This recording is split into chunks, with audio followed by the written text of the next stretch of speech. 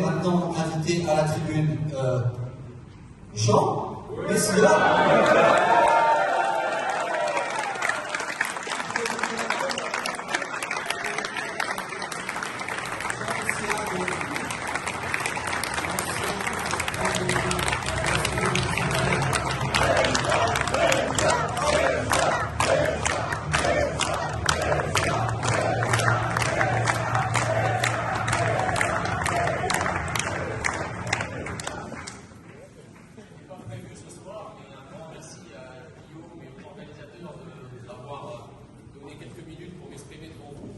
Essayer d'être synthétique sans être cotonneux. Je voulais d'abord remercier l'ensemble des organisateurs ici présents. Je suis dans la région depuis ce matin avec nos amis les motards. J'ai moi-même mon permis moto, donc je partage vos combats. Merci à toi, Franck, pour toute cette organisation et tous ceux qui ont contribué, le service de sécurité qui est là, mobilisé depuis ce matin, qu'il faut que je vous demande d'applaudir parce que...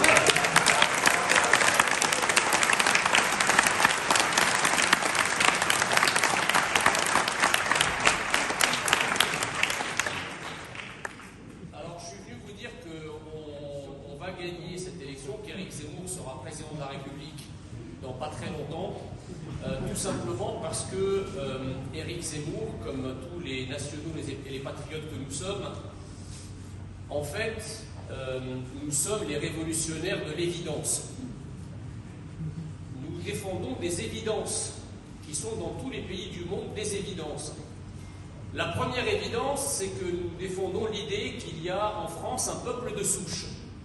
Je peux d'autant mieux en parler et en parler librement que je n'en suis pas. Mais je suis toujours surpris sur les plateaux de télévision de ceux qui ont le poil hérissé quand je prononce le mot français de souche. Alors, c'est très bizarre parce que ce sont les mêmes qui vous disent qu'ils sont pour l'intégration des immigrés. Donc je ne vois pas très bien à quoi les immigrés s'intègrent ou s'assimilent s'il n'y a pas de français de souche.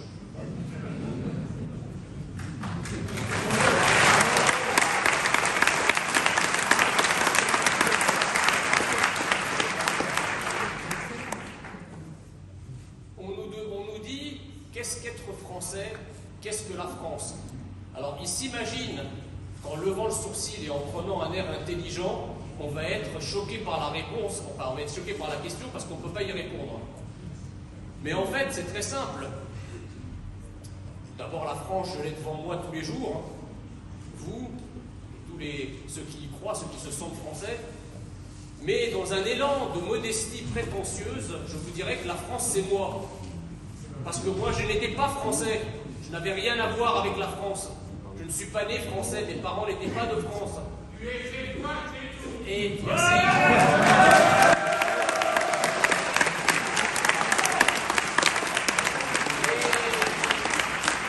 la France a fait de moi ce que je suis devenu, c'est-à-dire un Français. Il était donc parfaitement normal, en rejoignant Éric Zemmour, que je me batte pour que la France reste ce qu'elle est, c'est-à-dire française. La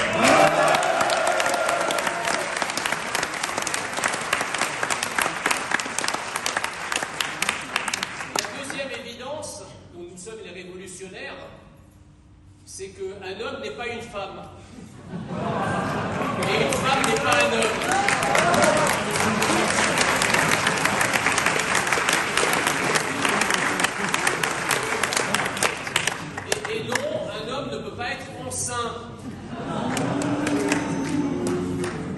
La troisième évidence, c'est que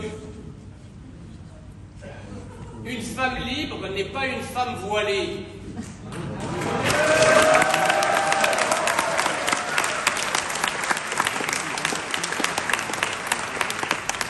femme libre, c'est une femme qui a les cheveux au vent. Donc mon voile, ma liberté, c'est un oxymore. Parce qu'on ne peut pas être libre si on est bâché.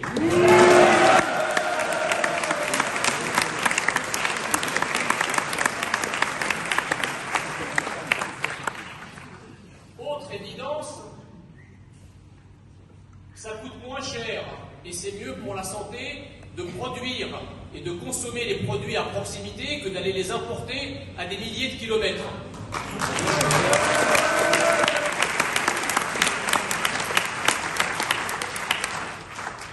Et en fait, toutes ces évidences que nous défendons, qui sont le bon sens partout dans le monde, eh bien pour les défendre en France, face à un système devenu complètement fou, nous sommes traités d'extrême droite.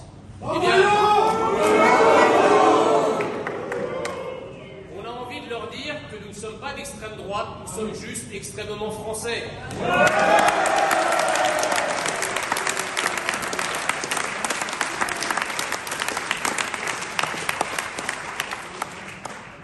Autre évidence défendue par Éric Zemmour, c'est le grand remplacement. Le grand remplacement dont on voit tous les jours visuellement les effets en termes de changement populationnel.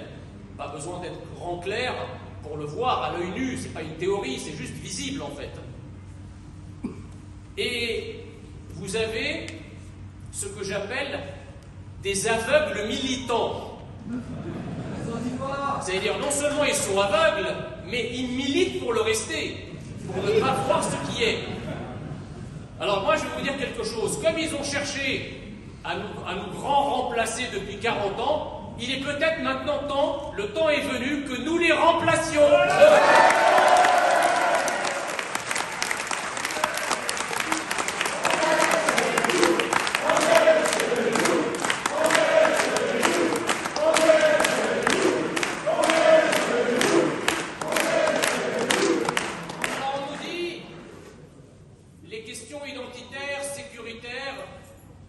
Pas les priorités des Français. Ça n'intéresse pas. Ce qui intéresse les Français, c'est leur portefeuille, leur pouvoir d'achat. Oh, nous sommes conscients que c'est une vraie problématique. Et loin de nous l'idée de nier que des millions de nos concitoyens ont des fins de mois difficiles. Et dans le projet d'Éric Zemmour, justement, il y a toute une panoplie de mesures pour améliorer le pouvoir d'achat, et ils le savent.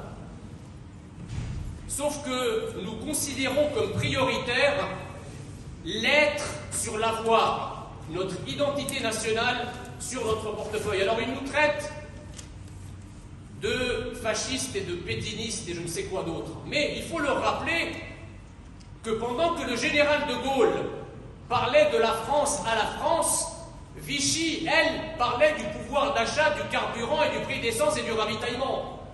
D'accord? Donc nous parlons à la France de la France et nous faisons un point d'honneur à mettre notre identité au centre de notre projet. Pourquoi?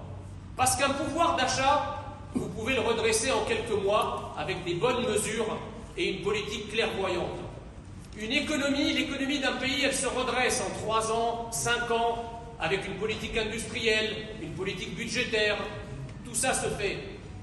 L'identité d'un peuple, quand elle se perd, on met des siècles à pouvoir la récupérer, si tant est qu'elle soit récupérable. Et nous ne voulons pas perdre notre identité.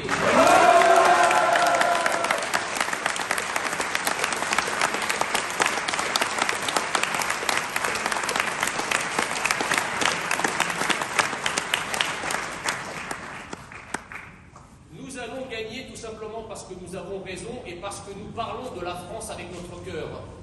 La France, pour nous, c'est pas simplement des tableurs Excel. La France, pour nous, n'est pas simplement un robot avec un brushing, des postures, qui fait voter des chiens.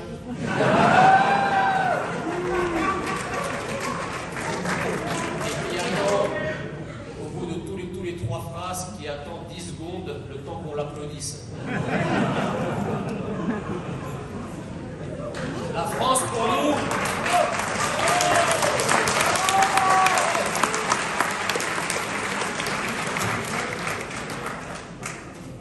notre France n'est pas non plus un homme à l'idéologie désincarnée qui fait des tweets dans toutes les langues étrangères possibles et imaginables. On a l'impression d'être gouverné par le secrétaire général des Nations Unies.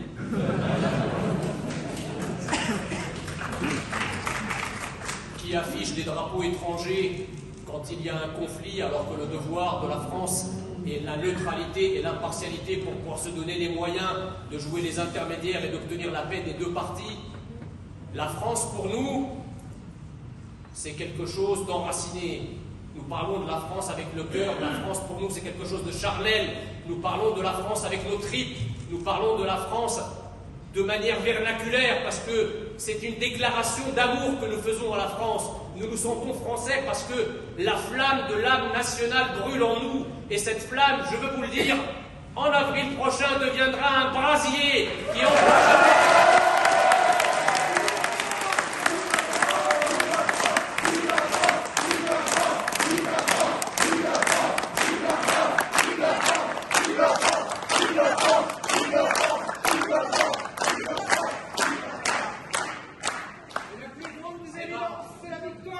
Exactement. Et nous vivons maintenant depuis 40 ans avec un slogan « Pas de vague ». Il ne faut pas dire le réel. Il faut tout mettre sous le tapis. S'il est de prière, c'est encore mieux.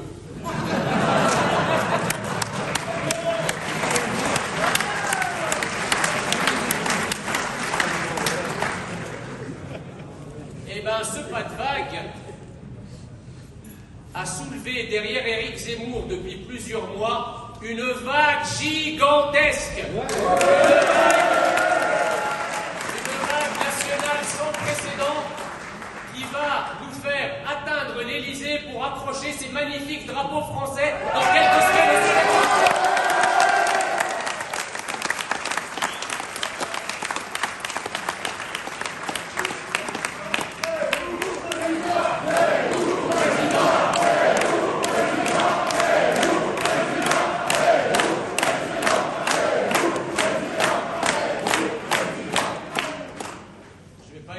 Parce que déjà j'ai abusé, j'étais pas prévu, donc je vais faire